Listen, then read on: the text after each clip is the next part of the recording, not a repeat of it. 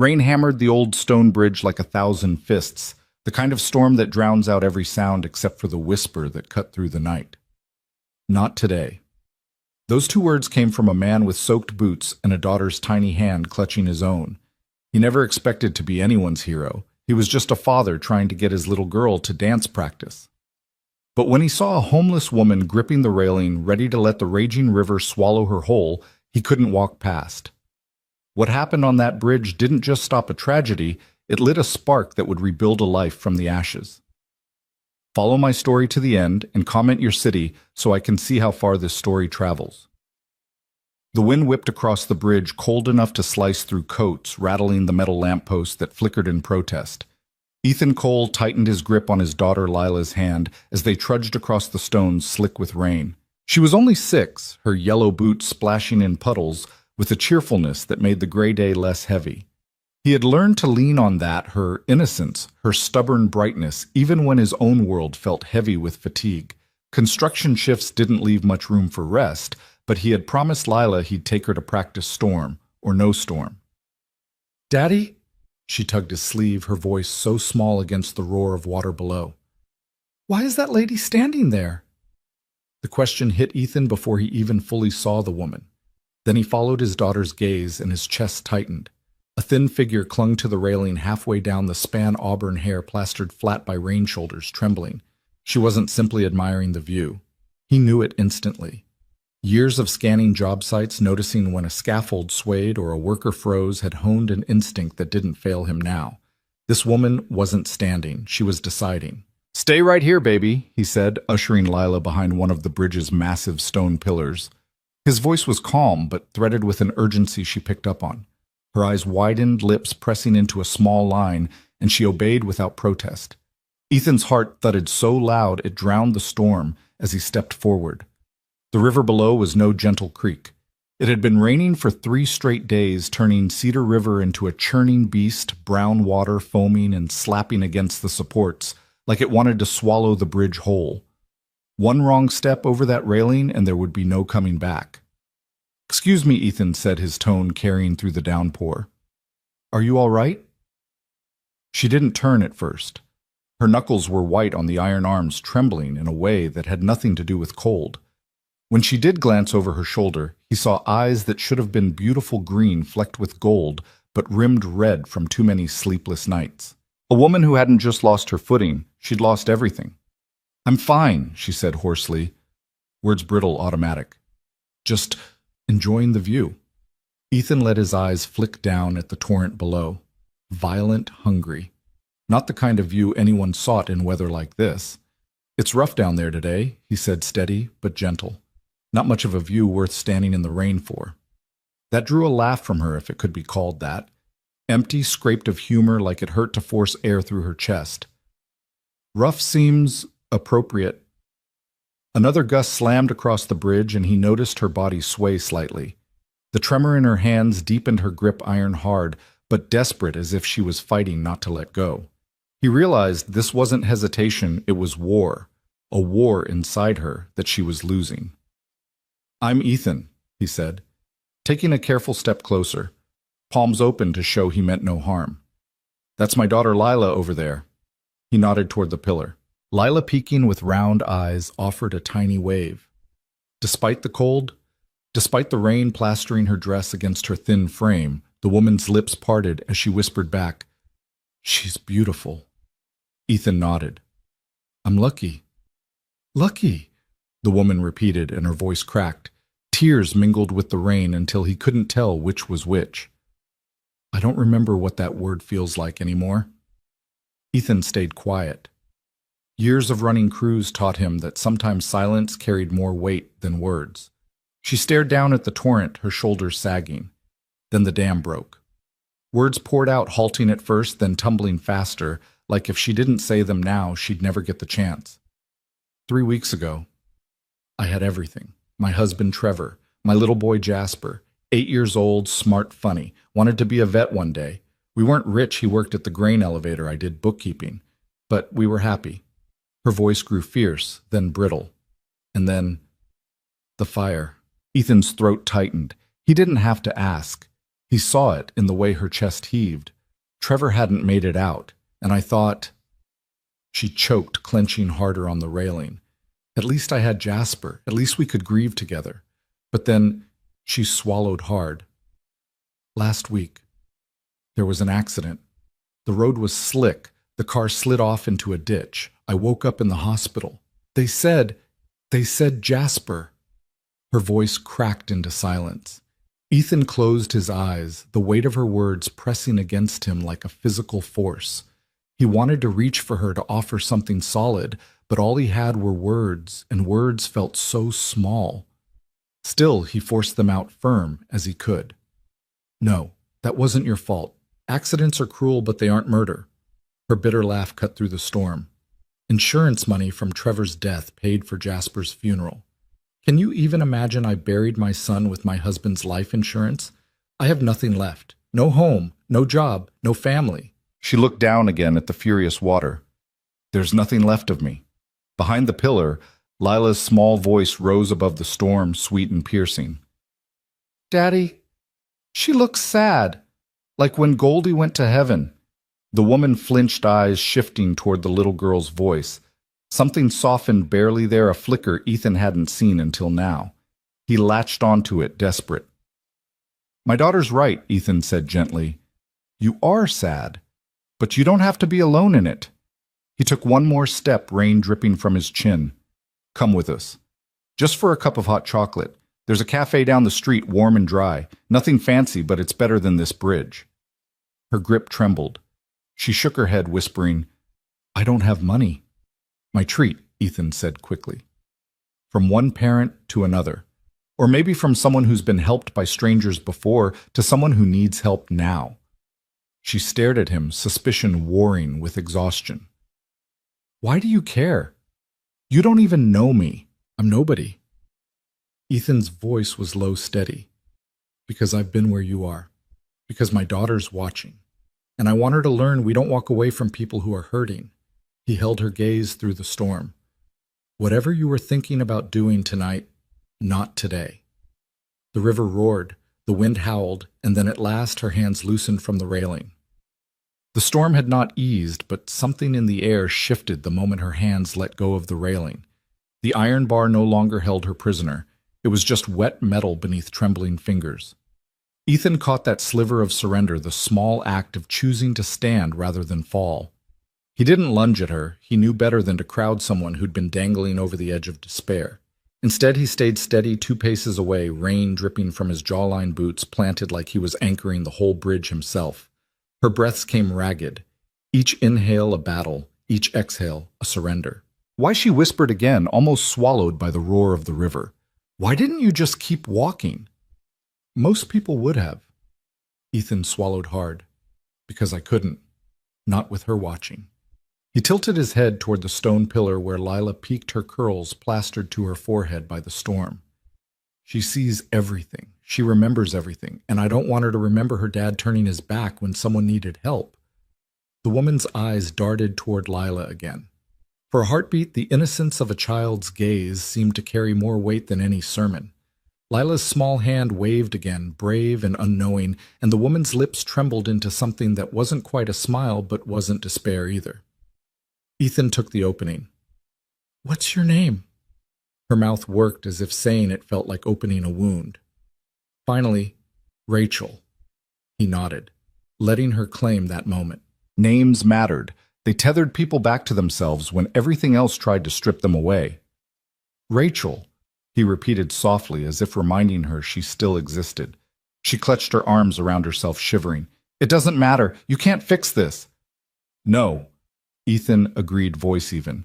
I can't fix it, but I can stand here. And I can listen. And I can make sure tonight doesn't end with the river taking someone else.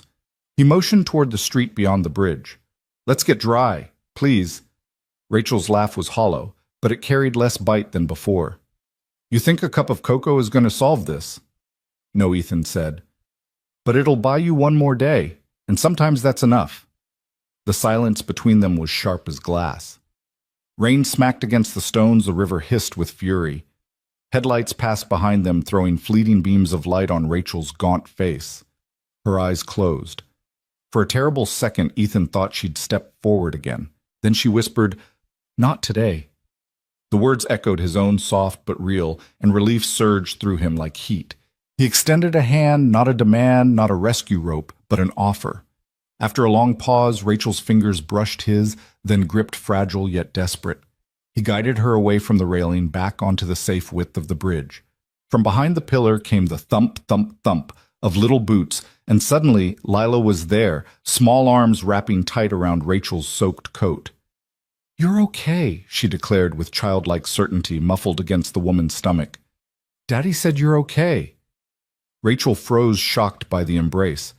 Then, almost without realizing, her hand lowered to stroke the girl's wet curls. Her chest shuddered as if the simple warmth of a child's hug had cracked something that grief had encased in stone. Ethan cleared his throat. "Come on! There's a cafe just a block down. They've got heaters, dry seats, and the best hot chocolate in town. Lila swears by the whipped cream." Rachel glanced at him, then down at the child still clinging to her. I don't know how to walk into a place like that anymore. People look at me and see—" She trailed off, ashamed. "They'll see someone cold and wet who needs a warm drink," Ethan said firmly. "And if they see anything else, let them. You're with us." Rachel's jaw worked her pride, fighting with her exhaustion. Finally, she whispered, "All right, just for a minute." "Just for a minute," Ethan promised. They walked together, Ethan keeping his pace matched to hers, Lila skipping at their side. Rain pooled on the street, neon signs flickering against wet pavement, the whole town painted in the colors of a storm. For the first time in weeks, Rachel wasn't alone with the sound of her own footsteps. At the corner, Lila slipped her hand into Rachel's without hesitation. The woman stiffened, startled, then looked down at the tiny fingers gripping hers. Something melted. Her throat worked, voice soft. "It's been a long time since anyone held my hand." Lila grinned, missing a front tooth. "Then you needed mine." Ethan glanced sideways at Rachel. For the first time that night, he saw not just a broken stranger on a bridge, but the faint outline of a woman who might someday find her way back. They reached the glow of Mabel's cafe, its windows fogged, bell above the door chiming as Ethan pushed it open. The warmth hit them instantly. Cinnamon and coffee, replacing the smell of wet stone and storm. Rachel hesitated on the threshold, dripping on the welcome mat, like someone who wasn't sure she deserved to enter. Ethan nudged her gently. "Not today," he murmured again. She stepped inside. Warmth rushed their faces like a soft tide the second the door closed behind them. The bell above it finished chiming, and the storm became a muffled hiss against fogged glass. Mabel's cafe glowed the way a lighthouse glows in a storm. Lamps throwing amber halos over scuffed wood floors. Chalkboard letters curling at the edges. A pastry case lined with cinnamon rolls as big as fists. The radiator under the front window clanged and then settled into an even hum. It smelled like coffee and sugar and safety. Ethan shook rain from his jacket by the stand where umbrellas leaned like tired soldiers. "Table by the heater," he said, guiding Rachel gently, with a palm hovering toward her elbow, careful not to make her feel shepherded or small. Lila was already toeing off her boots, leaving 2 bright puddles in the shape of daisies. From behind the counter, a silver-haired woman with quick eyes and a polka-dot apron looked up. "Well, if it isn't Ethan Cole and his shadow," she called, voice as warm as the room. "And who's your friend, Evening?" Mabel, Ethan said. "Could we get 3 hot chocolates, extra whipped cream for hers?" He tipped his chin at Lila, who gave a shy wave over the back of a chair. "And maybe a couple of towels if it's not too much." "For you never too much," Mabel said, already pulling white mugs off a shelf. She slid a stack of clean dish towels across the counter, then lowered her voice when her eyes landed on Rachel. "Take your time, sweetheart." And she moved away with the ease of someone who knows when to hover and when to disappear. They took the booth by the large window, the vinyl seat warmed by a nearby vent. Rachel hovered before sitting as if a chair were a luxury she had to earn. Then she folded into it, shoulders curling forward, wet coat whispering against the seat. The heater breathed on her damp sleeves until steam rose like faint ghosts. Lila popped up on her knees. "Do you like marshmallows?" she asked with the blunt diplomacy of 6. "Because Mabel gives me 2 mountains of whipped cream and marshmallows on top. Daddy says it's sugar on sugar, which is not dinner, but sometimes it is." Rachel's lips tilted a motion so small it could have been a flinch. I used to put extra marshmallows in my son's cocoa. He would insist on counting them. Fairness, he'd say. What's his name? Lila asked the way children ask for a new friend's favorite color. Rachel's mouth opened and closed. Her fingers found the starch-stiff napkin worrying the edge until it feathered. Jasper, she whispered. Saying it placed something in the center of the table between them, a boy's name like a smooth stone pulled from a pocket and set carefully where everyone could see. Ethan swallowed. He didn't jump in with empathy so bright it blinded. He let the name breathe. He'd learned supervising crews that some words needed space around them, or they cracked. Mabel arrived with 3 white mugs crowned in snowdrifts of whipped cream, each topped with a dusting of cocoa. Careful, she warned, setting them down. These are hot enough to melt frost off the highway. She turned to Rachel. Sugar jars there. And if anyone gives you trouble about marshmallows, you tell them Mabel was raised on sugar and survived. A small sound that might have been a laugh escaped Rachel. Thank you, she said so soft it was nearly lost under the espresso machine's hiss. When Mabel left, Rachel cupped the mug with both hands. Heat climbed into her wrists up her forearms. Her eyes watched the steam as if it were a fortune she was afraid to spend. Ethan wrapped his own hands around his mug and said nothing. He let the clatter of plates, the murmur of other conversations, the comfortable rituals of a small-town cafe do their quiet work. Outside, the river threw itself at the pilings. Inside, a toddler banged a spoon, a teenager wiped tables with the distracted competence of someone saving for a car, and a string of twinkle lights blinked along the window like a heartbeat. Leela slurped, immediately acquiring a whipped cream mustache. Is it good? She asked Rachel proudly, showing off the foam on her upper lip. Rachel stared at the silly white smear, and her face, gaunt, rain-slick exhausted, shifted. Yes, she said, voice unsteady. It's warm. That's the point, Ethan said gently. Warm can be a plan. Rachel blinked down at the mug as if she'd never considered warmth a strategy. Her finger traced a little circle through the condensation ring on the table. The words came the way rain does when a cloud decides not to hold back anymore. My husband, she began. Trevor. He worked nights at the grain elevator just outside of town. She darted a glance at Ethan, gauging if he recognized the place. He did. Everyone did. The elevator stood at the edge of Cedar Falls like a gray cathedral, its silos shouldering the sky dust and memory caught in every seam. They said it was an electrical fault, Rachel continued, eyes fixed on the mug. One spark in that dust, he used to call it, the ghost that lives in the air, just bloomed. Her hand opened a flower aflame. He was inside when the alarms failed. Sunday morning at 3. The sirens woke me and Jasper. We drove out. I kept telling my boy it was a drill that Daddy would be standing by the road when we got there. He was 8. He believed me. He believed everything I said. Her voice thinned. Lila, who had gone still as a listening stone, slid her tiny hand across the booth seat until it touched the sleeve of Rachel's coat. The woman didn't seem to notice at first. Then she did, and the touch steadied her. When we pulled up, Rachel said the sky was orange like someone had tipped a furnace on its side. Men were shouting. The air tasted like a battery. The sheriff put his hand on my shoulder and said we needed to wait over by the trucks. He said they were doing everything they could. She stared through the glass at her own reflection, faint and wavery. A man I didn't know handed Jasper a bottle of water and told him it would help his ears not ring. He was trying to help. Everyone was. But it doesn't matter if help arrives after the moment you need it. It's like a key you drop in a storm. You can never find it in time. The cafe went on being a cafe. Plates slid onto a pass. Someone laughed 2 booths over.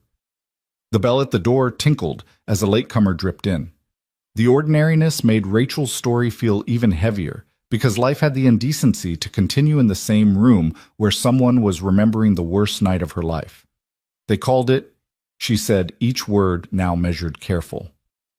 Sometime after dawn. There were words about smoke inhalation and no pain, and instant. But Jasper heard only the part a child hears Daddy isn't coming. He didn't cry right away. He stood very straight, like if he moved, the new truth would move too. Later in the car, he asked if heaven needed grain. A breath broke on a small, helpless sound. I told him, heaven needs everything. Ethan felt a slow ache build behind his ribs. He didn't reach across the table. He didn't need to. Lila had both of her hands around Rachel's forearm, now the way kids try to hold a grown-up to the planet. I tried to be a bridge for my boy, Rachel said, eyes shining, across the worst of it. I made him pancakes shaped like stars, like spaceships. We watched silly videos. I told him we would say Trevor's name every day so it never went missing. I kept us moving because stillness hurt too much. Her breath trembled. Then the rain came, and kept coming. She glanced toward the fogged window. Drops tracked silver blurring the neon open sign into a soft red wound. We drove out to my father-in-law's old place a few days after the funeral. She continued, voice smaller now. Jasper wanted to see the horses. He said they might know how to carry sadness better than we do. The road out there is narrow, and when it rains, the shoulder disappears into mud, like it was never there. I was careful.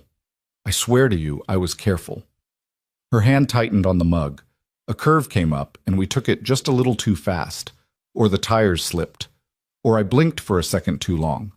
The ditch didn't look like a ditch until we were in it. Ethan's jaw clenched. He knew what grief did. It rewrote memory into a courtroom and handed you the gavel. Rachel swallowed color draining from her face, as if the details were siphoning blood. I woke up to lights so bright they scared me, and a voice asking me to stay. They told me things no one should have to be told. They used the words people have to use because there aren't better ones. They said it was quick. They said he didn't suffer. They said it wasn't my fault. And Ethan asked softly. I don't believe them, she whispered. The heater ticked. A busboy dropped a fork. The clatter made her flinch. Lila's small fingers tightened and Rachel's rigid arm finally loosened enough that she could turn her hand and hold the child's. I used Trevor's insurance to bury our son, she said, each syllable a slow bleed. There's a cruelty to numbers that way. A ledger that pretends love can be balanced, after the hospital bills stacked like bricks. I lost the apartment the week after. I walked. I walked for 2 days because it felt like if I stopped, the river inside me would spill over and drown everything near me. She drew a shaky breath and met Ethan's eyes at last. You asked why you shouldn't have kept walking on that bridge. Her mouth quirked, a fragile and crooked thing. I was counting to 3 when you spoke. That's what I decided I would do. I would count, and then I would go. You said, not today, before I got to 2. Ethan felt heat climb his throat. Then I'm glad I interrupted your math. Rachel's laugh sounded like something long-locked opening. It faded quick, leaving her hollow but not empty. I don't know how to do this, she admitted. Any of it. I don't know how to come in from the rain. You just did, Ethan said. You stepped inside. You sat down. You said his name. That's a lot of weather to come through in one night. Lila nodded vigorously. And you have to try the cookies. Cookies help. Daddy says they're not medicine, but he's wrong. I am frequently wrong, Ethan said, glad for the release valve. Mabel's cookies fix most things except the county budget. As if summoned, Mabel reappeared with a plate of shortbread dusted with sugar, sliding it to the center. On the house, she said, like she always did when a table's silence wasn't the ordinary kind. She gave Rachel a look that said she could read storms at a glance. This town is smaller than its grief, but bigger than its shame. You're welcome to warm up here as long as you need. Rachel blinked fast, then picked up a cookie and broke it into 2 neat halves. She placed one before Lila with solemn ceremony. The child accepted it as if she'd been sworn into something important. Outside, the river kept raging. Inside, steam lifted off their coats like prayers you only notice in the right light. Rachel cleared her throat steadier. It started at the grain elevator, she said, eyes on Ethan, the story finding its spine. Just after midnight, when the alarms failed to sound, the cafe's light softened the hard edges of Rachel's face, but as she spoke, shadows returned, her eyes fixed on a crack in the table's varnish, as though staring into it would keep the memory from spilling out too fast. Yet the words came anyway, like sparks flying from a broken wire. It was Sunday night, she whispered. Trevor kissed me on the forehead before leaving. He smelled like sawdust and diesel. He always did. Said he'd be back by morning and that Jasper could help him wash the truck. I told him to wear his thick gloves because the air was damp, and he laughed, Said I worried too much. Her throat tightened. That was the last sound I ever heard from him, his laugh. Ethan lowered his gaze into his mug, not to avoid her, but to give her space. Lila, sensing the gravity, but not the details, leaned her chin into her hands and listened with a seriousness that made her seem older than 6. Rachel's voice dropped steady, but frayed. At 3 a.m., the phone rang. I remember thinking no good news arrives at that hour. The man on the line stuttered through words like incident and containment. I didn't wait to hear more. I grabbed Jasper from his bed, shoved his feet into sneakers without socks, and drove. The sky over the elevator looked wrong. Glowing orange pulsing. We pulled up just as the roof gave way. Her hand shook so violently she had to set down the cookie she'd been holding. There were men outside, some covered in soot, some shouting names. I screamed Trevor's until my throat bled. Nobody answered, and then the sheriff. He walked toward me, hat in hand, face pale under the firelight. That's when I knew. Before he spoke, I knew. Ethan's chest clenched. He had seen enough loss on job sites, ambulances, stretches of silence after sirens to know that look. But hearing it from her painted every detail. He reached across, not grabbing, just resting his hand close enough for her to find if she wanted. Rachel blinked hard, swallowed, and pressed on. Jasper clung to me. I told him it was a drill that his daddy would walk out any second. Kids believe what we tell them, don't they? They trust us with their whole worlds. I lied to protect him, but when the sun came up and the building was still burning, even an 8-year-old knew. The tears came, not hot, but cold, streaming down cheeks already raw from weather. We buried Trevor with borrowed suits and casseroles from neighbors. And I tried. I tried so hard to keep us upright. I made star-shaped pancakes. I read stories late into the night. But grief, it leaks.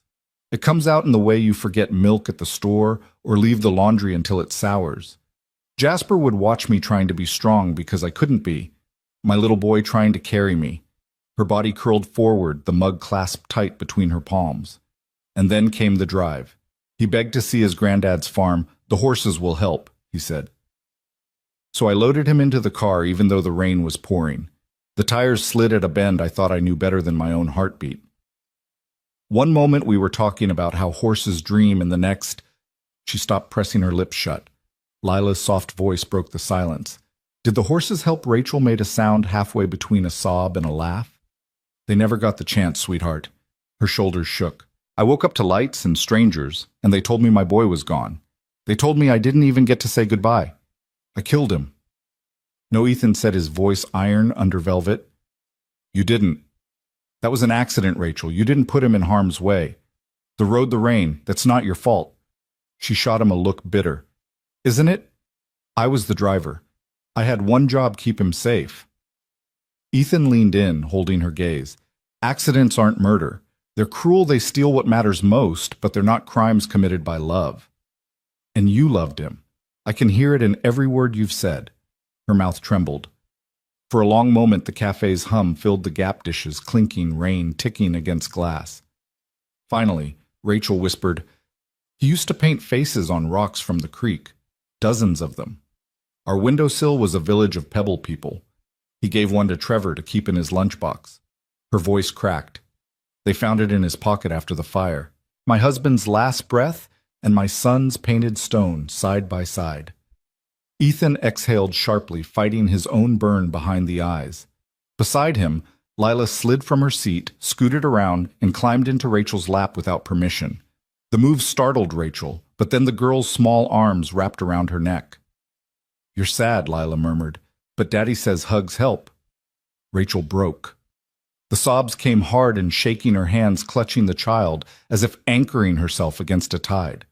Mabel glanced from behind the counter, eyes soft, then turned back to polishing mugs, giving them privacy. Ethan let the moment breathe, watching the stranger he had pulled from a bridge dissolve under the weight she had carried too long. And yet in the center of that collapse, something else was happening. Not despair, but release. The storm in her chest was finally finding air. When Rachel's sobs slowed, she whispered into Lila's hair, You remind me of him. You're kind without even knowing you're kind. Lila pulled back, face sticky with tears not her own. My daddy makes pancakes look like butterflies. Maybe he can make some for you too. Rachel let out a ragged laugh, shaky but real. Butterflies. Jasper loved butterflies. Ethan's lips lifted relief and ache tangled together. Then it sounds like breakfast has a plan. Outside, the storm softened to a steady drizzle, streetlights shining halos in the wet. Inside, Rachel's grip loosened just enough for her to take a cookie, break it in two, and hand half to the child in her lap. For the first time that night, she wasn't clinging to the edge of anything. The cafe had grown quieter as the evening crept on. A few regulars nursed mugs near the back, the hum of conversation low enough that every word at their booth felt cocooned in privacy. Rachel sat with Lila still nestled against her cookie crumbs on the child's sweater. She seemed smaller in that moment, not fragile like glass, but like someone whose strength had been worn thin from carrying a boulder too long. "I don't know why I'm still here," Rachel murmured half to herself. "Everything that made me me is gone. Trevor Jasper, our home, it's all ashes." Ethan leaned forward, his elbows on the table. "Maybe, but ashes still mean there was a fire once. Something real. Something that mattered. You're still here because pieces of that fire are still burning in you. You just can't see them yet." Her eyes flashed with a mix of anger and grief. "That sounds like something people write on sympathy cards. It doesn't change the truth. I lost everything." "Maybe you did," Ethan admitted. He didn't sugarcoat. He never had. But losing everything doesn't mean you can't build something again. Trust me. I've had to pick up from nothing too. Rachel studied him as if noticing for the first time that he wasn't just playing rescuer, but speaking from his own scars. "What did you lose?" He gave a humorless laugh. "My wife, Melissa. Walked out when Lila was 2. Left a note that didn't explain much, just that she wasn't built for motherhood, that she wanted her freedom back." His jaw tightened. "I thought I'd failed her. Failed my little girl. For months I sat in my truck after putting Lila to bed wondering if she deserved better than me. But every morning she'd pat my cheek and say, 'Daddy pancakes,' and I realized maybe being enough didn't mean perfect. Maybe it meant staying." Rachel's expression shifted, less guarded. "But you still had her. Your daughter. I don't have anyone." "You have us tonight," Ethan said simply. "That's a start." Lila tilted her head back, grinning. "We can share our pancakes with you. Daddy makes them like blobs sometimes, but if you squint, they're butterflies." Rachel blinked, caught off guard, then laughed through her tears. The sound startled her like a foreign language her mouth had forgotten how to speak. "Butterfly pancakes. That sounds ridiculous." "Ridiculously good?" Ethan corrected with a faint smile. Silence settled again, but not the heavy silence of before. This one had warmth in it, like the cafe's heater humming nearby. Rachel sipped her hot chocolate slowly, each swallow an act of reminding herself she was still alive. She finally set the mug down, voice hoarse. "Do you know what it's like to use your husband's life insurance to bury your son? To sign papers with hands that should be holding him instead?" Every number felt like an insult. And when the last dollar was gone, so was I. I couldn't work, couldn't think. Landlord gave me 2 weeks, then tossed me out. Now I'm just walking, existing. Until tonight. Ethan met her gaze without flinching. "I know what it's like to feel invisible, to believe no one's coming. But you're wrong about one thing. You're not nothing. You're Rachel. You're a woman who loved her family so fiercely that even now, broken as you feel, you still talk about them like they matter more than your pain. That doesn't sound like nothing to me." Her throat worked, tears welling again. But this time they didn't spill with hopelessness. They trembled with the possibility that maybe, just maybe, he was telling the truth. From the kitchen, Mabel appeared with a tray of fresh rolls, sliding one onto Rachel's plate. "Eat," she said firmly, not as a suggestion, but as a command given with kindness. Storms aren't fought on empty stomachs. Then she turned and bustled away. Rachel stared at the bread steam curling upward. She broke it apart slowly, like it might vanish.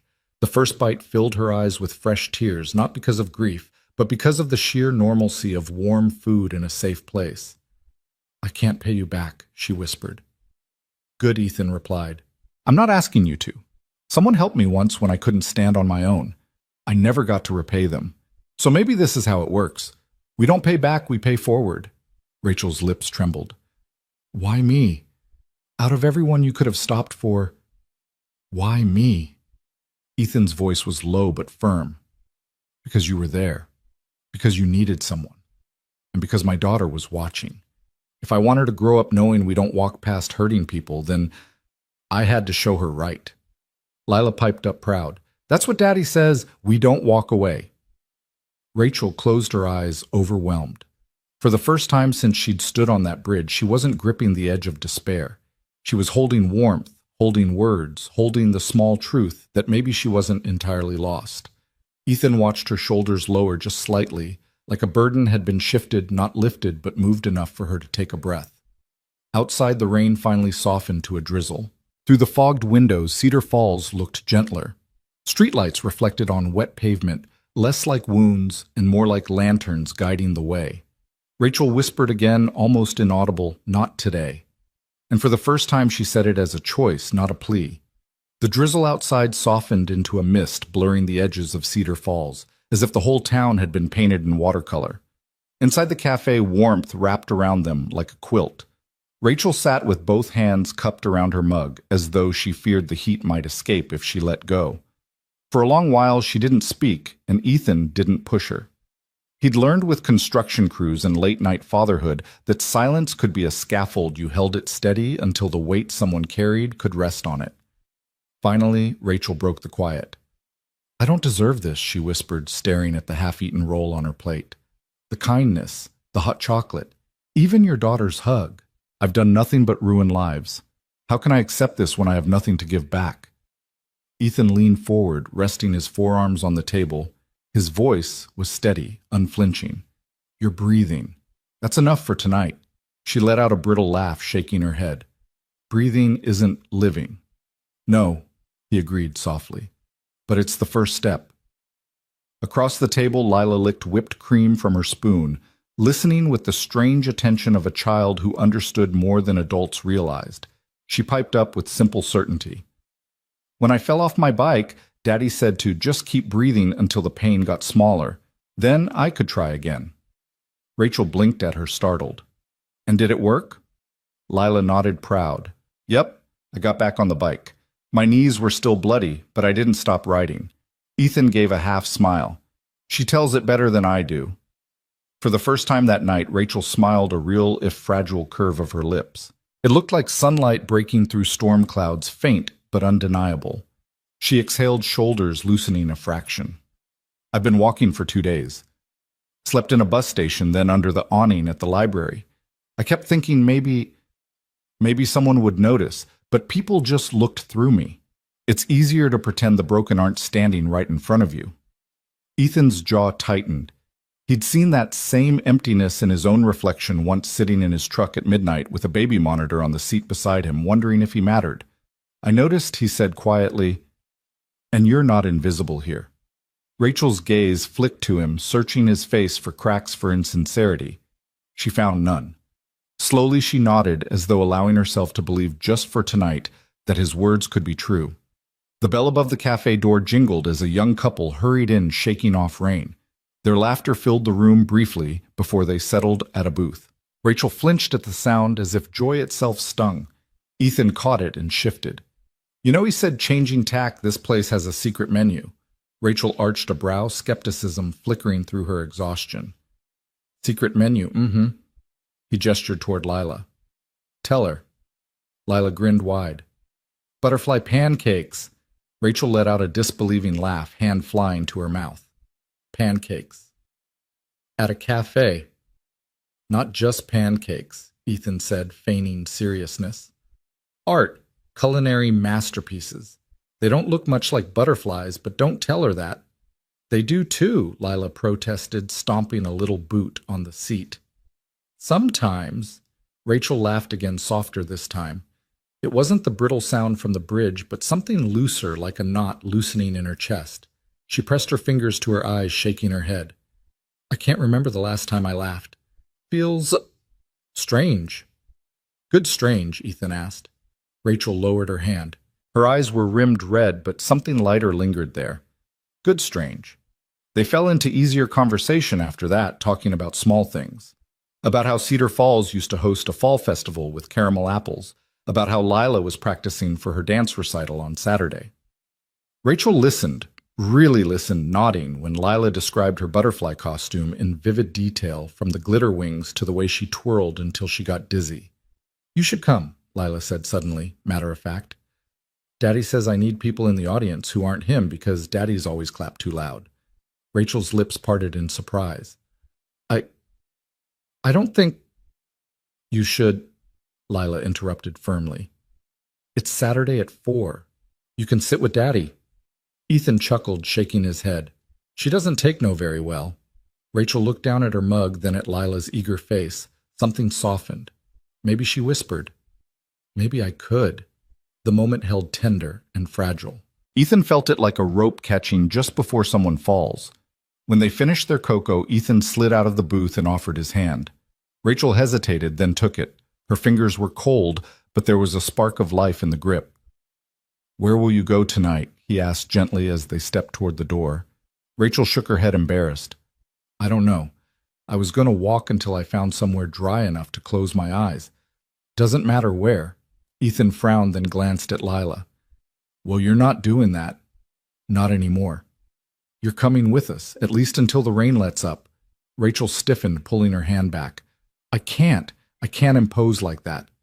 "You're not imposing," Ethan said firmly. "You're surviving, and you don't have to do it alone tonight." Lila reached for her hand again, eyes wide. "Please, we have extra blankets, and Daddy makes pancakes." Rachel looked between them, the stubborn compassion of a father and the guileless hope of a child. For the first time, the weight of her refusal seemed heavier than the weight of her yes. She nodded slowly. "Just for tonight." Ethan smiled relief in his chest. "Good. Then it's settled." As they stepped out into the drizzle, Rachel tucked her coat tighter, but the rain didn't feel as punishing as before, not when she wasn't walking into it alone. The mist hung over Cedar Falls like a veil as they stepped out of Mabel's cafe. The rain had eased into a fine drizzle, the kind that dampened hair and lashes, but carried no bite. Street lamps burned halos across the slick pavement, and shop windows reflected watery smears of neon. Rachel followed Ethan and Lila with cautious steps, like someone relearning how to walk among the living. Lila tugged her hand insistently, skipping over puddles. "Come on, it's not far. Daddy always says home is just around the corner." Rachel let herself be pulled. The child's hand was warm, steady. She glanced sideways at Ethan, who matched her pace without comment. He looked more solid than the buildings around them, broad shoulders beneath a worn jacket, boots heavy against the pavement. He carried himself like a man who'd been knocked down before, but had learned to plant his feet anyway. They turned onto Willow Street, lined with modest brick apartments. Curtains glowed in a few windows, silhouettes passing inside. Rachel's chest tightened at the ordinary domesticity, the reminder of what she had lost. Ethan seemed to sense it because he said nothing, just held the front door of his building open until she and Lila stepped inside. The stairwell smelled faintly of old paint and detergent. The walls carried the scuffs of years lived in, and a potted fern drooped by the window on the landing. Rachel trailed her fingers along the wooden banister as though grounding herself. When they reached the second floor, Ethan unlocked a door with peeling brass numbers. "Welcome to our palace," he said dryly. Inside, the apartment was small but warm. The living room opened directly from the door, a couch draped with a patchwork quilt, toys scattered in colorful disarray, and a bookshelf sagging under paperbacks. A faint smell of cinnamon lingered, maybe from cookies baked days ago. It was no mansion, but it breathed of care and survival. Rachel hesitated on the threshold. Her shoes left a trail of damp footprints on the rug, and shame prickled her skin. "I shouldn't be here," she murmured. Ethan met her eyes. "You should. Sit down, take off your coat. You're safe." Lila was already kicking her boots into the corner, darting to the kitchen. "I'll get blankets," she announced. Rachel stepped inside slowly, each footfall heavy with guilt. She lowered herself onto the edge of the couch, clutching her coat around her. The hum of a heater filled the silence. Ethan disappeared into a hallway and returned with a stack of folded blankets. He handed one to her, and she resisted before finally pulling it around her shoulders. Warmth seeped into her chilled skin, loosening muscles she hadn't realized were clenched.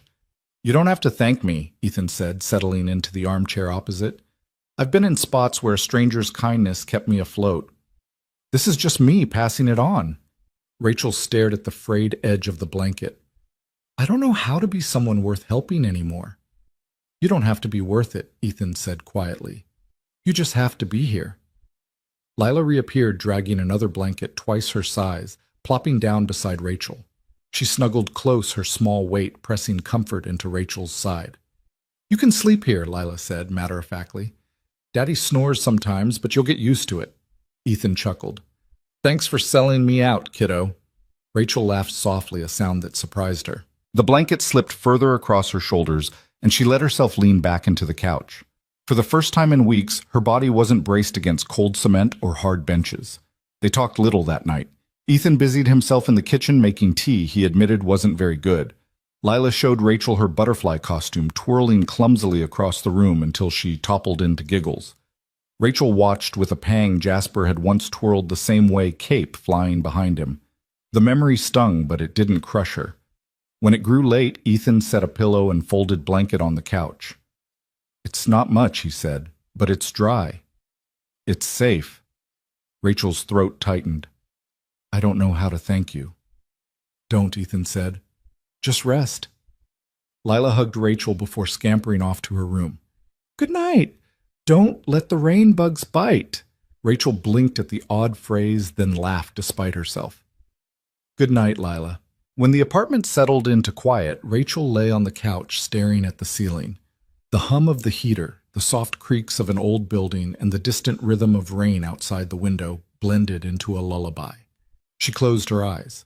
For the first time since the accident, she wasn't counting seconds toward an ending, she was letting them carry her into sleep. Ethan peeked once from the hallway, watching her shoulders rise and fall evenly beneath the blanket. Relief washed through him. She had chosen to stay another night, not today.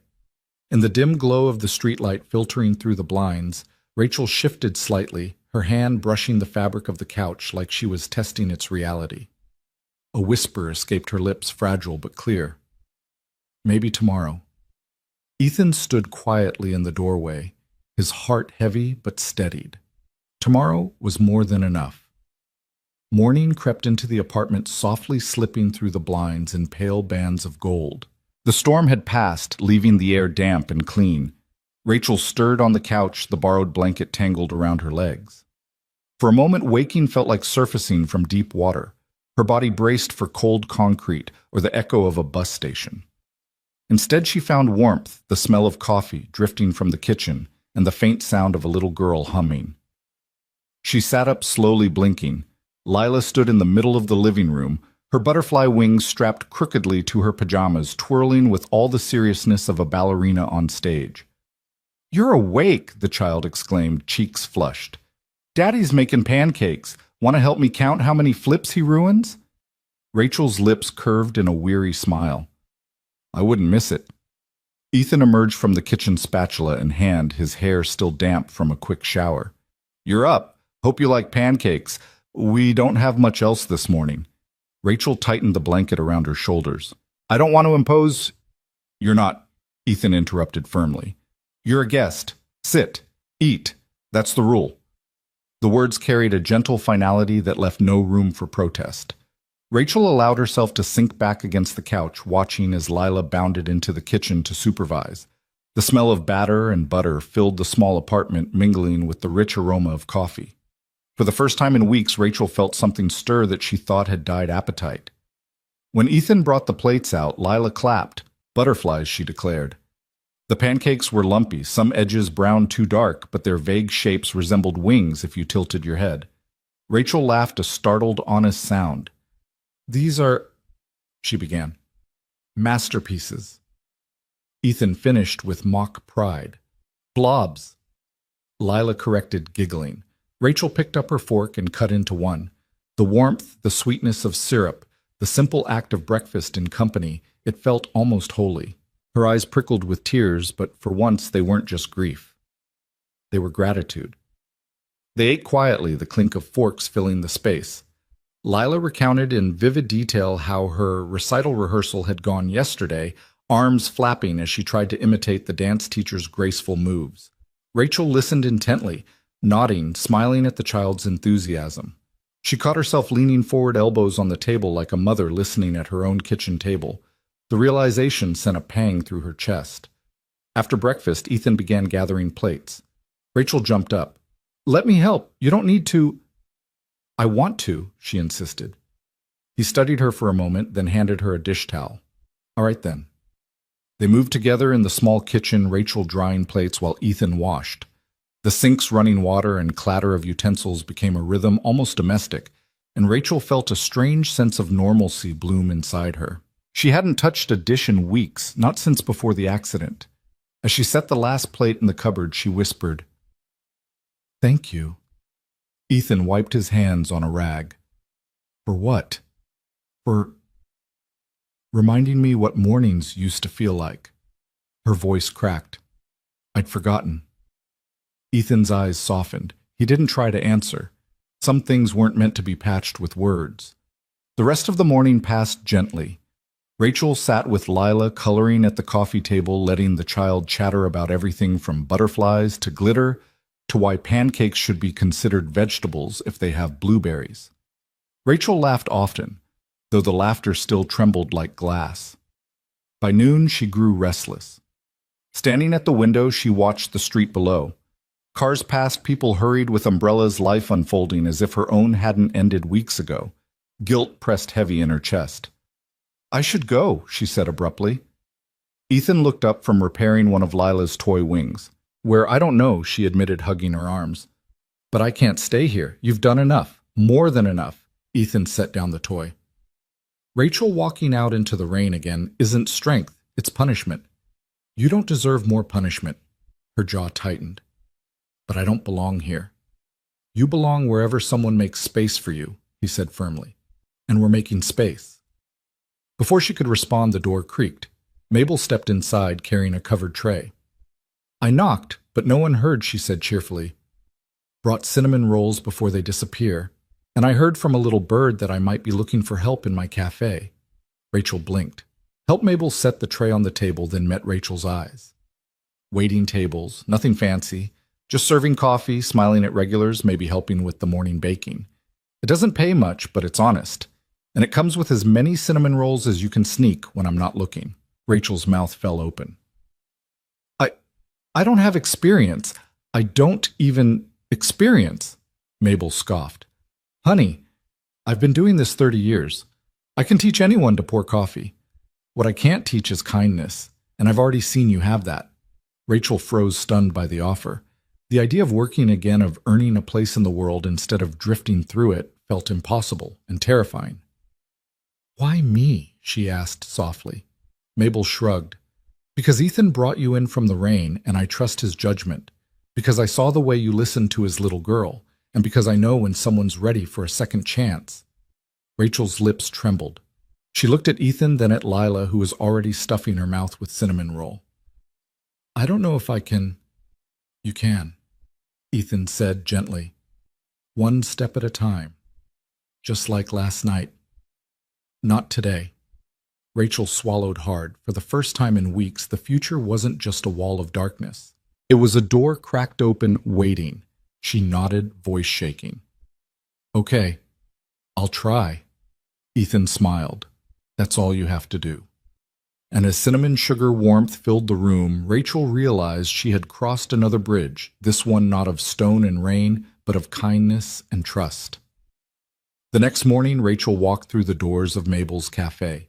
Not as a stranger pulled from the rain, but as someone with a place to be. The bell jingled overhead, the smell of coffee and baked bread wrapping around her like a blanket.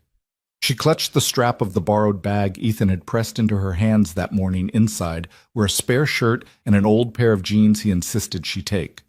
They fit a little loose, but they were clean, and when she caught her reflection in the cafe's glass door, she hardly recognized the woman staring back. Mabel bustled from behind the counterflower on her apron. "Right on time," she said with an approving nod. "That's the first rule of this place. Second rule is smile when you can, even if it's only with your eyes. The regulars notice." Rachel's throat tightened. I'm not sure I remember how to." Mabel softened, resting a hand on her arm. "Then practice. It'll come back."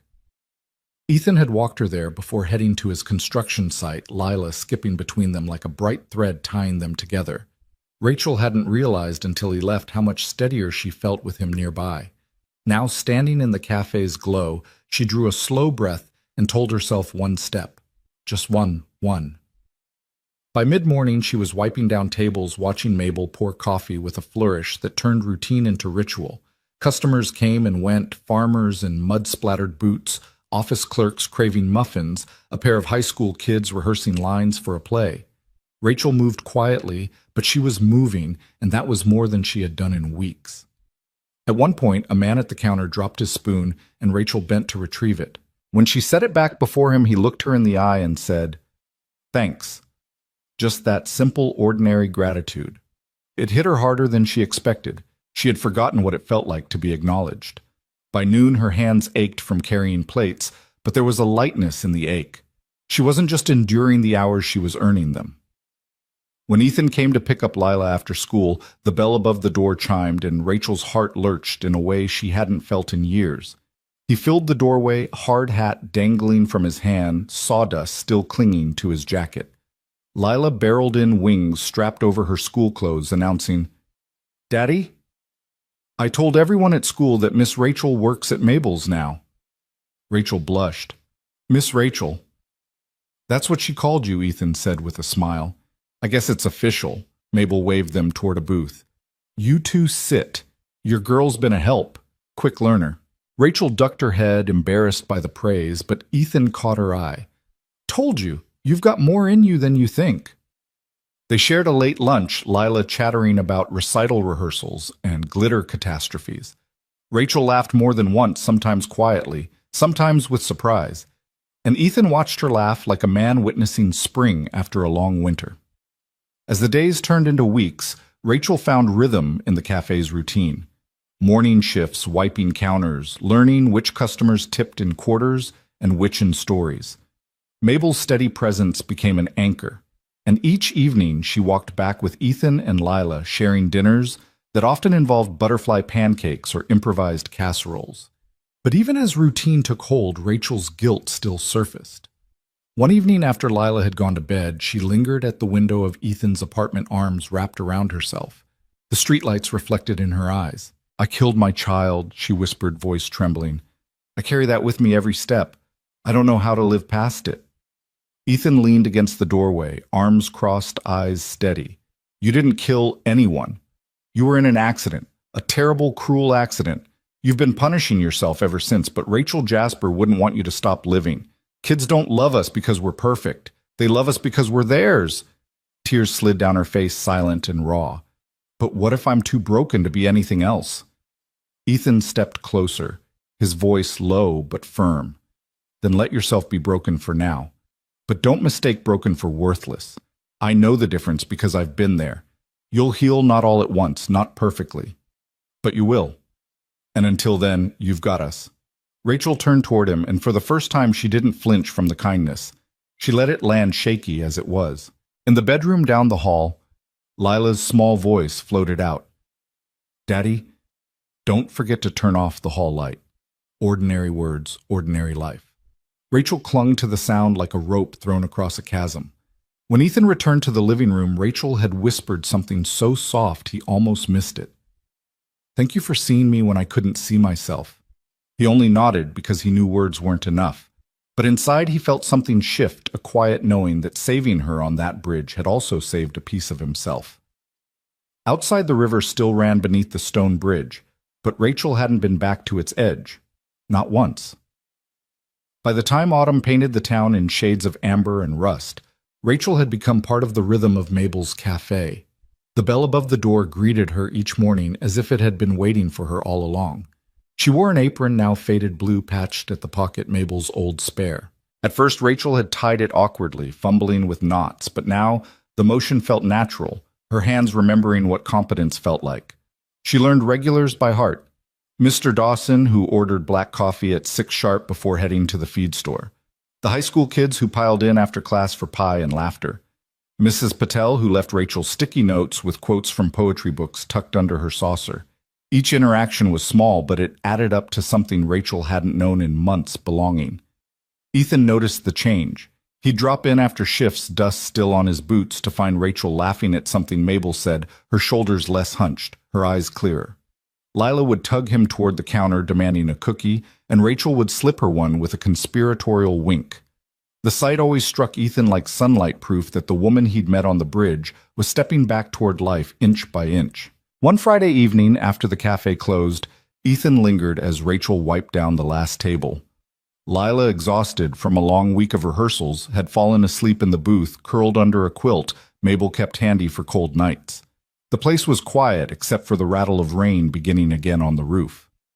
"You're good at this," Ethan said, watching Rachel wring out a cloth. She raised an eyebrow.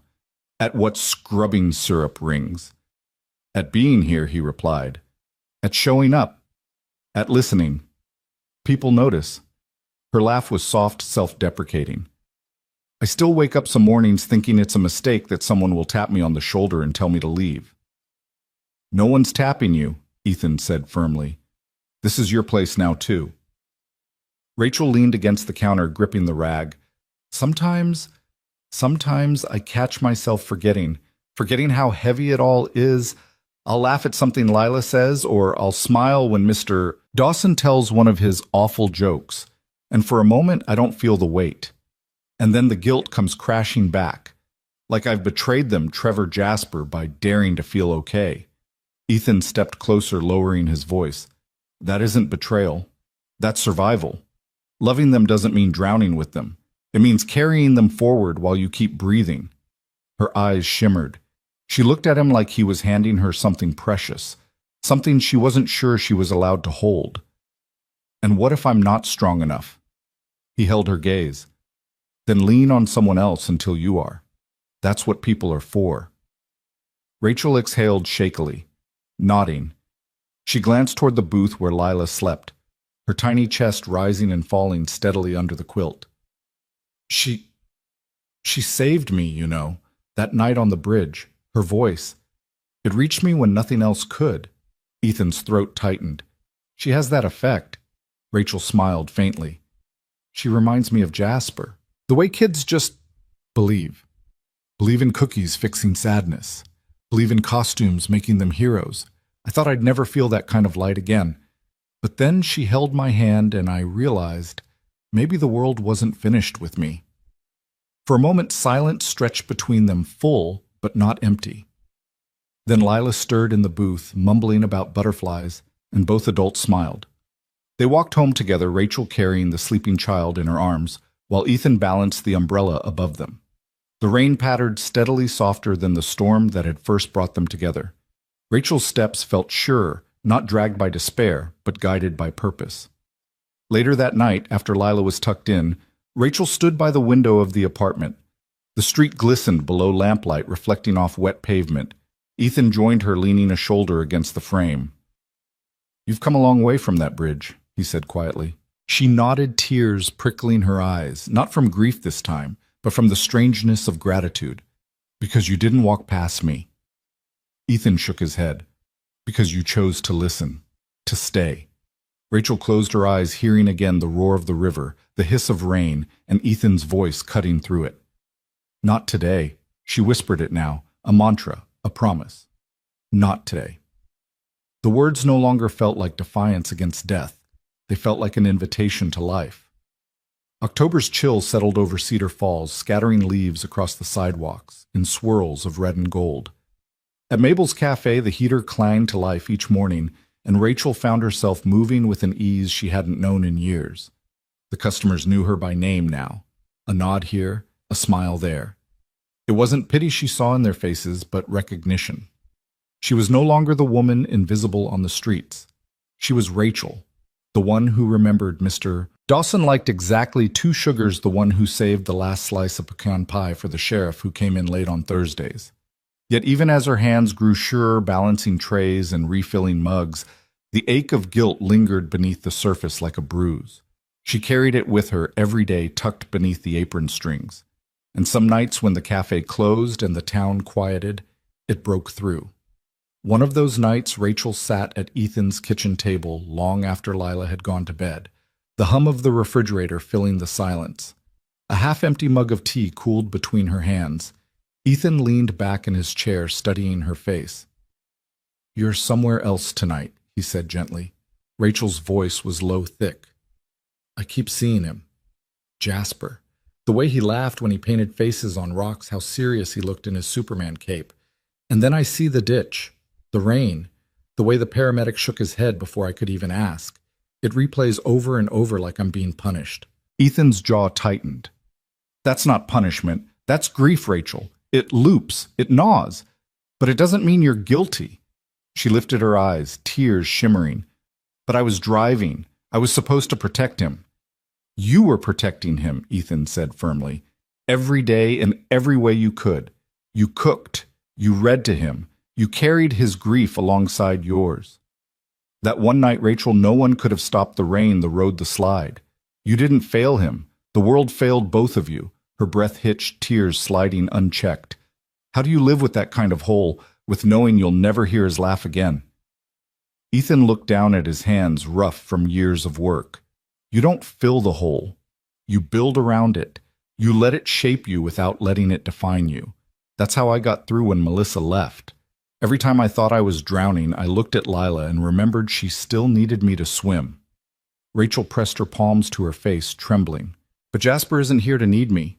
"No," Ethan said softly. "But maybe someone else does. Maybe you haven't seen it yet. But you will." The words hung between them heavier than the storm that once raged on the bridge. Rachel lowered her hands slowly, eyes raw, and whispered, "I don't know if I'm strong enough." "You don't have to be," Ethan replied. "Not all at once. Lean on us. On me. On Lila. Let us carry you until you can stand." For a long moment, Rachel stared at him, searching for cracks for pity. What she found instead was steadiness. A man who had his own wounds but stood solid anyway. A man who hadn't walked away. Her tears shifted, no longer sharp with despair but soft with release. She reached across the table, her hand brushing his. It was the lightest touch, but Ethan covered it with his calloused palm and held it steady. From the hallway, a small voice broke the silence. "Daddy." They both turned. Lila stood there in her pajamas, rubbing her eyes, a stuffed bunny dangling from one hand. "I had a bad dream." Ethan rose immediately, scooping her up. "What kind of dream bug?" She buried her face in his neck. It was raining and the bridge was scary, but then Miss Rachel was there, and it wasn't scary anymore. Rachel's breath caught. She pressed her hand to her mouth, stunned. Ethan looked at her over Lila's hair, eyes saying everything he didn't put into words. "See," he murmured to his daughter. "Not scary anymore." Lila nodded sleepily. Because she stayed. The child's simple declaration cut deeper than any sermon. Rachel felt something shift in her chest, a piece of grief making room for something else, something that looked dangerously like hope. Later, after Ethan carried Lila back to bed, Rachel remained at the table, staring at her empty mug. Her reflection wavered in the cold tea, a face still lined with sorrow, but no longer defined by it. For the first time since the accident, she wondered if maybe she could be more than the sum of her losses. The wind outside rattled the windows, but inside the apartment it felt steady, safe. Rachel whispered to herself, barely audible, "Not today." And for the first time she believed it. Snow had arrived early in Cedar Falls, frosting rooftops and softening every edge of the small town. The river under the stone bridge no longer roared. It moved heavy and dark, thin layers of ice forming along the edges. For Rachel, the days had taken on a new rhythm. Morning shifts at the cafe. Afternoons sometimes spent helping Lila rehearse for her recital or curling up in Ethan's apartment with a borrowed book. Nights that no longer stretched endlessly but settled into rest. But the grief was never gone. It weighed heavy as the snow piled on the branches outside. One evening, while Ethan was repairing a drawer that stuck in the kitchen, Rachel sat on the couch, hands trembling around a mug of tea. Her voice broke the quiet. "I killed my own child."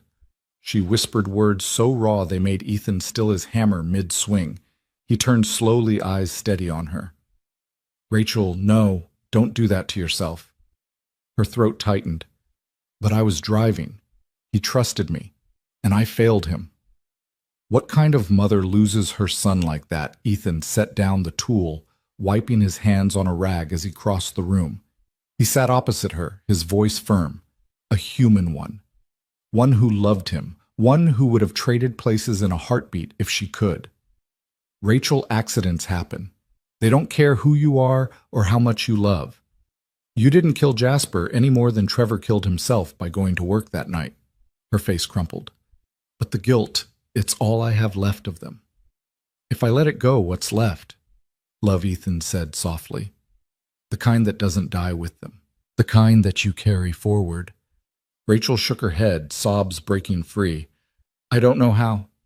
Ethan leaned forward, his hand hovering before he finally rested it gently over hers. You don't have to know. You just have to keep showing up, one day at a time, one step at a time. And when you can't lean on us. Her tears fell freely, but they were different now, not the desperate kind of a woman standing on a bridge, but the cleansing kind of someone finally allowing herself to grieve. She clutched his hand, holding on as though it anchored her to the present.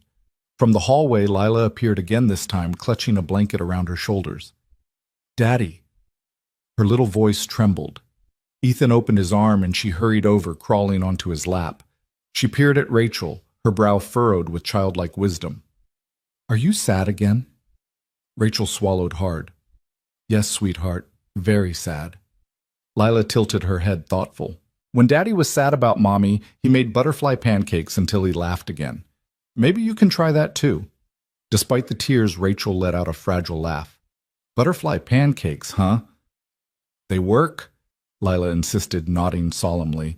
Rachel wiped her cheeks, looking at Ethan. He smiled faintly, his eyes warm. She's not wrong. The three of them sat there, wrapped in the glow of the small lamp, the snow falling silently outside. Rachel whispered almost to herself, Jasper loved butterflies.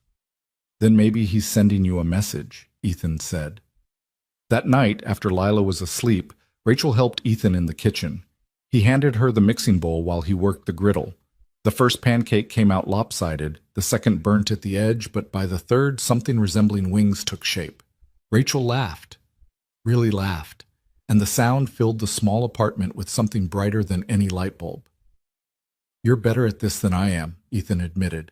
Rachel shook her head, smiling through lingering tears. No, but maybe I'm ready to try. She took a bite, syrup dripping down her fork, and for the first time in months, she felt not just alive, but present. Every detail, the smell of batter, the hiss of the griddle, the warmth of Ethan's quiet smile rooted her firmly in the moment. Later, as she lay under the borrowed blanket on the couch, Rachel whispered into the dark. Not today. And this time she meant not just survival, she meant living. The weeks that followed carried Rachel into a new season of her life. The snow deepened outside, but inside the cafe and Ethan's small apartment warmth wrapped around her like a lifeline. Mabel's apron became hers, tied each morning without hesitation. Customers began greeting her with familiarity. Morning Rachel, or save me a muffin, will you, as though she'd always been part of the rhythm of Cedar Falls. Ethan watched the change with quiet pride. He'd catch glimpses of her laughing with Lila over glitter catastrophes or wiping her hands on a towel as she carried plates with confidence. She was still carrying grief, yes, but it no longer consumed her entire frame. It lived in her softer now, a scar instead of an open wound. One evening after dinner, Rachel lingered by the window watching the snow fall heavy and silent. Lila sprawled on the rug, coloring pictures of butterflies and superheroes. Ethan joined her at the window, leaning a shoulder against the frame. You seem lighter, he said gently. Rachel hesitated, then nodded. Some days are better. Some days I wake up and don't feel the crushing weight first thing. That's new. Her voice softened. But then it comes back and I feel guilty for letting it go even for an hour. Ethan turned toward her, his eyes steady. Grief doesn't go away. It comes in waves. But letting yourself breathe in between isn't betrayal. It's survival. Her throat tightened. Sometimes I think, if Jasper saw me smile again, he'd think I'd forgotten him. Ethan shook his head firmly. No child thinks that. They want us to be happy even when they're gone. Love doesn't end with them, Rachel. It keeps moving through us. She looked at him, eyes shimmering with unshed tears. How do you know? Because Lila asks about her mom. Sometimes, he admitted quietly. And when I laugh or cook with her, I used to feel guilty, like I was disrespecting Melissa's memory. But then I realized Lila needs me whole, not broken.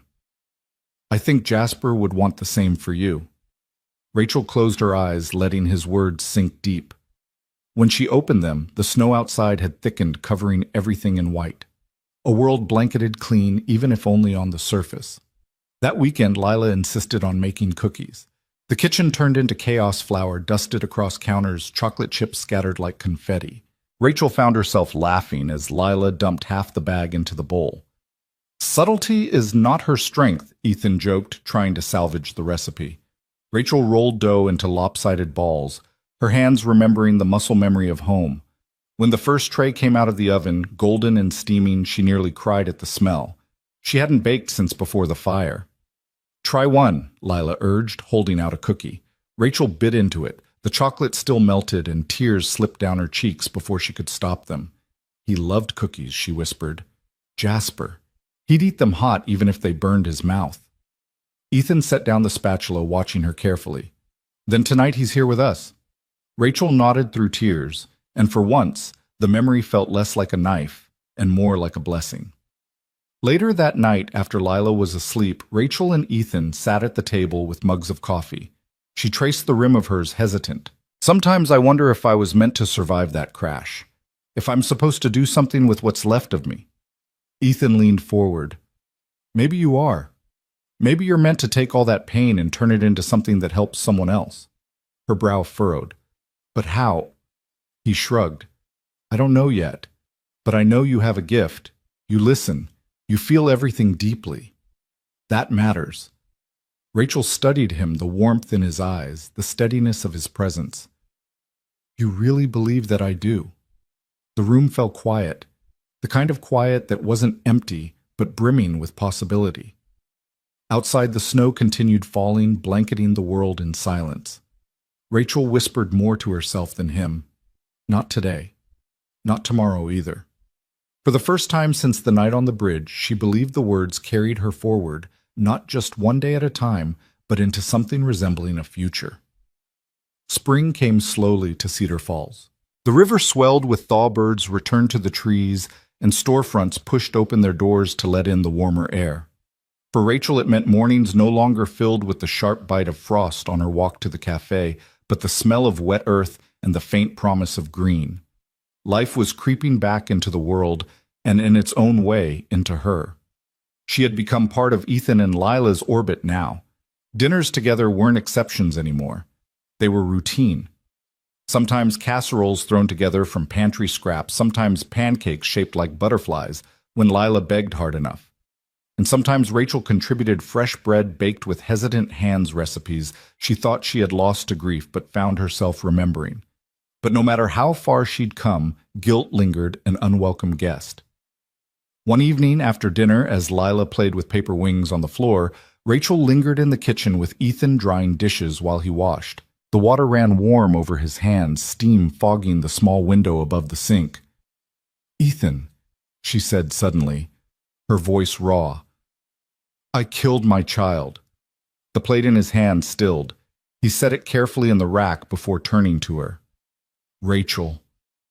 "No," she cut in, gripping the towel tight. "That's what people don't say. They call it tragedy. They say accident. But I was the one behind the wheel. I drove us into that ditch. I lived, and he didn't." Her eyes brimmed. "How can I ever be anything but the woman who failed her son?" Ethan dried his hands and faced her fully, his jaw set, but his voice steady. "Rachel, listen to me. You didn't kill Jasper. You were a mother taking her son to see something he loved. The road, the storm, those things stole him from you. Not your love, not your choice. If you blame yourself for that, you're punishing the wrong person." She shook her head, tears spilling down her cheeks. "But if I let go of the guilt, I feel like I'm letting go of him." "You're not," Ethan said firmly. "You're holding him differently, carrying him in the laughter you let yourself have again, in the cookies you bake with Lila. In every child you'll one day help by telling them they're not alone." Rachel froze, startled. "Children." "I'll help." Ethan nodded slowly. "You've been through hell, Rachel. You know what loss feels like. That makes you someone who can guide others out of it. You have a strength most people don't. You just don't see it yet. Her lips parted, trembling. But what if I'm too broken? He stepped closer, lowering his voice. Then let yourself be broken. Healing doesn't mean pretending the cracks aren't there. It means learning that light can still come through them. She stared at him, silent, tears streaming. Something inside her shifted, not a sudden miracle, but the beginning of a different way of seeing herself. At that moment, Lila looked up from the floor, cookie crumbs around her mouth. Miss Rachel, she announced, you can't be broken. Broken things don't laugh. And you laugh at Daddy's bad jokes. The simplicity of it broke the tension. Rachel let out a laugh through her tears, shaky but real. Ethan grinned, ruffling his daughter's hair. She's got a point. Rachel wiped her cheeks with the back of her hand, whispering, maybe. Later that night, as she lay on the couch beneath the quilt, Rachel thought about Ethan's words, about Jasper's name written in cookies and pancakes and laughter, about the possibility of helping others carry grief.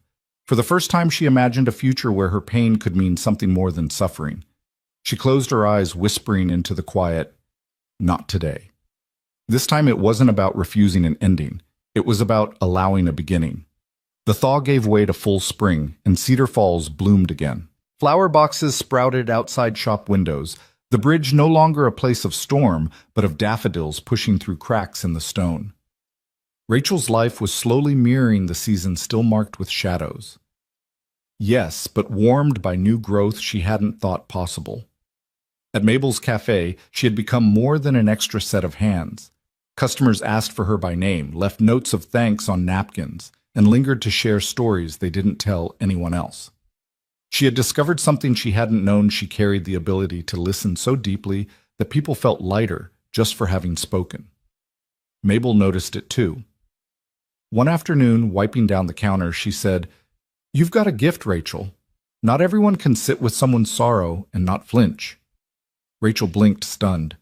"I'm just doing what people did for me." Mabel shook her head. "No, sweetheart, you're doing more. You're turning your pain into something useful. That's rare." The words stayed with Rachel. That night at Ethan's apartment, she found herself voicing the thought that had been building quietly inside. "Maybe I should do something with this," she said as Ethan packed Lila's school bag for the next day. He glanced up. "With what?" "With grief. With what I've lived through. Maybe I could help people like me. People who feel like the river's the only answer," her voice faltered. "Is that crazy?" Ethan set the bag down, crossing to where she sat. "Not crazy. Brave. You've walked through something most people can't imagine. If you can use that to pull someone else back, then Jasper's love lives on through you." Rachel's eyes stung. "But I'm no counselor. I don't know where to start." "You start the way you did with me," and Lila, Ethan said gently. "By showing up. By saying not today. One step at a time." The next week, Rachel took that step. She enrolled in evening classes at the community center, introductory training in grief counseling. The first night, she sat in a circle of strangers, heart-hammering, convinced she didn't belong. But when her turn came to speak, she told them about Jasper's rocks, about the night on the bridge, about the words that had pulled her back. When she finished, no one looked at her with pity. They looked at her with respect. Each week she returned. She learned the language of empathy, the techniques of listening, the boundaries between sharing and saving. It wasn't easy sometimes, the stories cut too close, opening wounds she thought had healed. But Ethan was always there afterward, walking her home, letting her talk, or letting her stay quiet. One night after class, she found Lila waiting up with a picture she had drawn, 3 figures holding hands under a rainbow, with butterflies filling the sky. "It's us," Lila explained proudly. "Daddy, me, and you." Rachel's throat closed. "Me?" "Of course," Lila said simply, as if it had never been in question. Ethan watched Rachel's reaction from the doorway, his eyes soft. He didn't say anything. He didn't need to. From that moment, Rachel stopped calling herself a guest in their lives. She wasn't just passing through anymore. She was part of the picture, however messy, however new. At the cafe, she found herself encouraging customers in ways she hadn't before. A widow, who always sat by the window, began opening up about her late husband. A young man confessed he was thinking of leaving town after a breakup, and Rachel told him about the strength it took just to stay. Each conversation was a thread weaving Rachel back into the fabric of life. One evening, Ethan caught her standing by the cafe door after closing, staring out at the bridge in the distance. "Thinking about that night?" he asked. Rachel nodded slowly. "I used to see it as the end. Now, maybe it was the beginning." Ethan's voice was low, steady. Not maybe. It was. Rachel turned to him, and for once the weight in her eyes wasn't only sorrow, it was purpose. Summer came to Cedar Falls with the smell of cut grass and the hum of cicadas. By then Rachel had been walking a path she never imagined for herself, balancing mornings at the cafe with evenings at the community center. Each step forward was stitched with doubt, but each time she wanted to quit, she remembered Ethan's words, "Not today." The counseling program asked her to dig deep into her own grief. At first, it nearly broke her standing in front of strangers recounting Trevor's laugh, Jasper's painted rocks, the screech of tires in the rain. But instead of shattering, she found herself stronger with each retelling.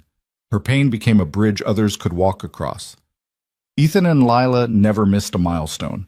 When she finished her first presentation, they were waiting outside the classroom with flowers picked from a neighbor's yard.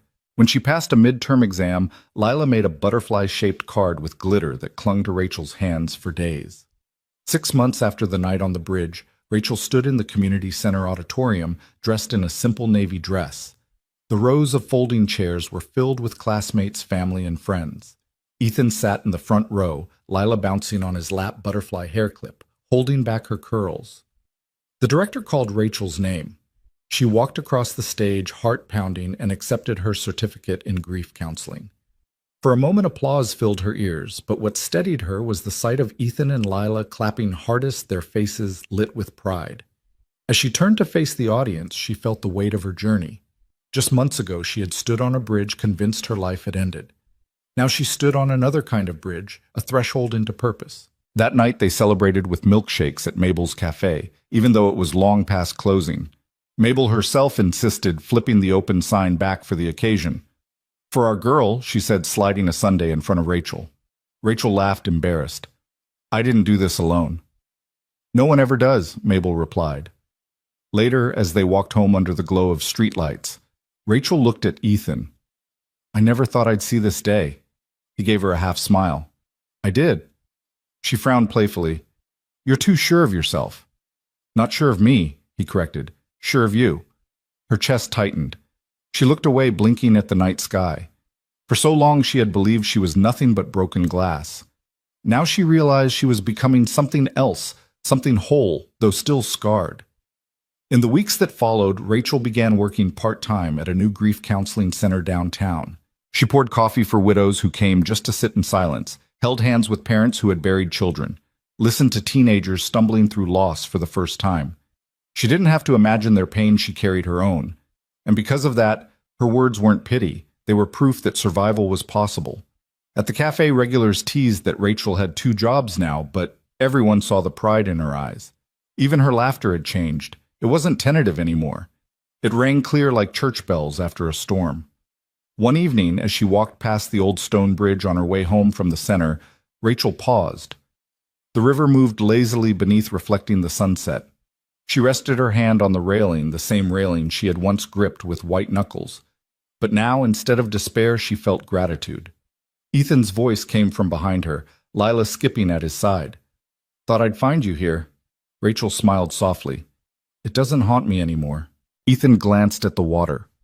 "What does it feel like now?" Rachel exhaled, her hand lifting from the stone, like the place where everything began again.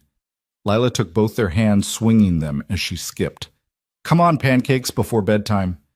Rachel laughed, letting herself be pulled forward. The bridge no longer felt like an edge, it felt like a doorway. By autumn, the leaves in Cedar Falls had turned gold and scarlet, carpeting the sidewalks in crunching layers. Life had settled into a rhythm Rachel barely recognized as her own. Mornings at the cafe, afternoons at the counseling center, evenings with Ethan and Lila, it was a life built from ashes, but alive all the same. One evening, Rachel hosted a small support circle in the counseling center's back room. 6 chairs, 1 worn rug, a pot of tea that never seemed to empty. Tonight, a young mother clutched a folded blanket to her chest, trembling. He was only 3, she whispered. I don't know how to keep breathing. Rachel leaned forward, her voice low and steady. I know that weight. I've carried it. And I won't lie, it doesn't vanish. But one day you'll laugh again without guilt. You'll tell a story about him, and it'll hurt and heal at the same time. That's how love keeps living. The woman's shoulders shook, but she nodded. Across the circle, an older man dabbed his eyes. She's right. I've seen it too. When the meeting ended, Rachel lingered alone in the quiet room. The smell of tea leaves hung in the air. She pressed her hand against her heart, whispering, Jasper, your life keeps working through mine. That night, Ethan picked her up. The drive back was quiet, Lila asleep in the back seat with her butterfly toy clutched to her chest. Rachel turned to him. Do you ever feel like we've been given more than we deserve? Ethan kept his eyes on the road. Every day. But maybe it's not about deserving. Maybe it's about what we do with it. Rachel's throat tightened. You saved me that night. He glanced at her. No. You chose to stay. I just happened to be standing there. The simplicity of his words stayed with her. A week later, the town held its fall festival. Pumpkins lined Main Street, string lights glowing above the booths. Children darted through crowds with caramel apples and painted faces. Rachel walked alongside Ethan and Lila, laughter curling into the crisp air. At one booth, a local artist displayed paintings. One canvas stopped Rachel cold, a watercolor of the stone bridge bathed in twilight butterflies rising above it. She stepped closer, heart pounding. The artist smiled.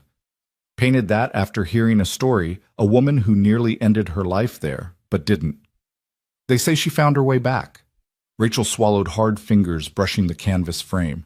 She didn't buy it, but she carried the image in her mind all night. Back at Ethan's apartment, after Lila tumbled into bed, Rachel sat on the balcony with him. The town glowed faintly in the distance. Do you ever think, she said softly, that the worst moment of your life can become the seed of the best? Ethan sipped his coffee, then looked at her. I think you're proving that every day. Silence lingered between them, but not the heavy kind. This silence was full brimming with what neither dared speak yet. Finally, Rachel whispered, I don't know if I can ever be what you and Lila deserve. Ethan leaned forward, his eyes steady. Rachel, you already are. Her breath caught, but before she could answer, Lila's sleepy voice drifted from inside. Daddy, Miss Rachel, don't stay up too late. They laughed quietly, the tension easing. Rachel stood brushing her hair from her face. She felt the night air cool on her skin, and for the first time she realized she wasn't afraid of tomorrow anymore. The bridge had once been her end. Now it was her beginning. And she wasn't walking it alone. Winter returned to Cedar Falls with the first hush of snow drifting down on the lampposts. The bridge lay quiet under a white blanket, no longer a place of endings but of remembrance. Rachel had walked past it many times that season, each time whispering a quiet thank you into the air, as if the stones themselves held her story. By then, her work at the Grief Center had become more than a job. Families sought her out, not because she had answers, but because she carried the same scars they bore. She offered tea silence, and sometimes the simple sentence that had saved her. Not today. Word spread that Rachel Daniels, once the woman nearly lost to the river, was now saving others from its pull. At the cafe, Mabel often teased, I'll lose you to bigger things one day.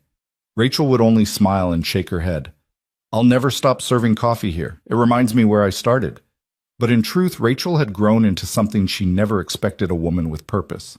And that purpose intertwined with Ethan and Lila until the three of them were no longer separate threads, but one fabric. On Christmas Eve, snowflakes swirled outside the windows of Ethan's apartment.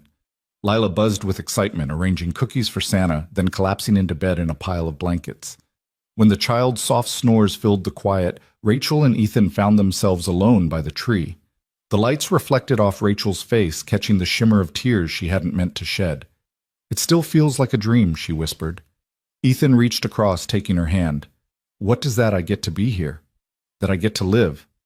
His thumb brushed against her knuckles. It's no dream. You fought for this. You chose it. Her gaze dropped to the floor. And you, her voice faltered. You were the one who pulled me back. He shook his head. No, Rachel, you were the one who walked forward. I just said 2 words. Their eyes met, and in that moment no more words were needed. Ethan leaned forward, and the kiss they shared was not of desperate rescue, but of quiet, steady love. It was a promise unspoken, but undeniable. When morning came, Lila squealed over presents, but the greatest gift had already been opened. They were a family not bound by blood, but by survival hope and love forged on the edge of despair. Months later, Rachel stood at the bridge again, not alone, but with Ethan's arm around her and Lila's small hand in hers. They had come to leave a wreath of wildflowers for Jasper, setting it gently against the railing. Butterflies painted on small wooden stones by Lila's class were tucked into the bouquet. Rachel closed her eyes, letting the wind lift her hair. Jasper. I promise your love didn't end here. It carried me forward, and because of that, I'll keep carrying others. The river moved steadily below, no longer dark and menacing, but alive and endless. Ethan kissed her temple. Come on, we've got a life to get back to. Rachel turned, taking his hand, and together with Lila, they walked away from the bridge, not toward endings, but toward all the beginnings still ahead.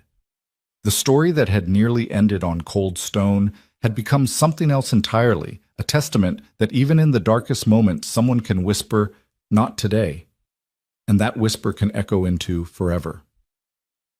Word count 1, 247. Your thoughts will help us create meaningful stories. And if you want to hear more powerful healing stories like this, don't forget to subscribe to the channel, click the bell icon so you don't miss any new episodes. And most importantly, share this video with people who need a little hope today. Thank you so much for your time. We hear you, we listen to you, and we are honored to tell these stories for you.